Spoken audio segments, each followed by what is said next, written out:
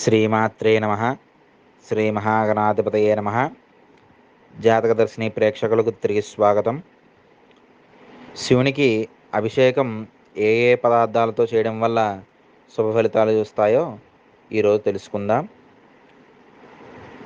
నీరు 10 దోషాల నివారణ వరకు సమకూరుస్తుంది.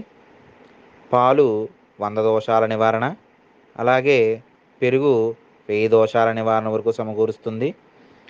నెయ్యి 3000 దోషాల నివారణ, తేనె 5000 దోషాల నివారణని కొన్ని గ్రంథాలు తెలుపుతున్నాయి.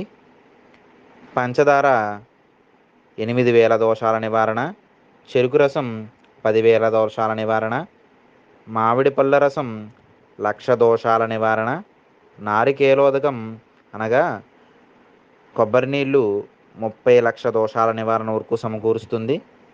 ద్రాక్షరసం 10 కోట్ల దోషాల నివారణ.